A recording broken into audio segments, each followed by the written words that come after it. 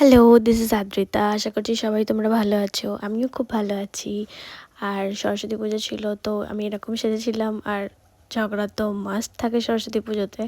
তো আমাকে surprise surprise বলবো না, মানে একটু এরকম ভালো ফিল করানোর জন্য, রাগ ভাঙানোর জন্য বেসিক্যালি আমাকে অপূর্ব এই জায়গাটাতে নিয়ে গেছিলো।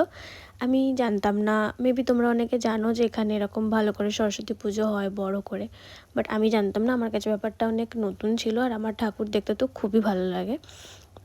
তো এখানে গেছিলাম আমি, যেখানে মানে ডান দিক বাঁ দিক এরকম মানে পর পর সরস্বতী ঠাকুর এরকম থাকে। আর এটা আমার বেস্ট লেগেছিল।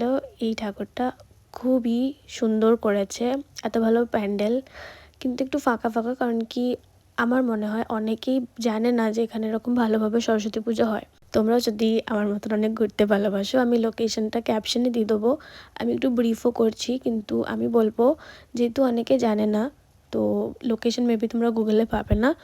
যাওয়ার পথে একটু লোকজনকে জিজ্ঞেস করে যাবে রাস্তায়। তো হ্যাঁ, লোকেশনটা হচ্ছে কালনা গেট পেরিয়ে এমবিসি কলেজ দিয়ে যেটা রায়নের রাস্তা যাচ্ছে, একদম ফার্স্টে নারায়ণ দিঘির এখানে এই লোকেশনটা পড়বে। এখান থেকে আবার বেরিয়ে সোজা আবার রায়নের পথে গিয়ে ওখানে একটা মোড় পড়বে, ওই মোড়ে কাউকে কনফার্ম করে ভেতর দিয়ে যাবেন, পরপর ঠাকুরগুলো পড়বে। So follow me for more videos like this. By.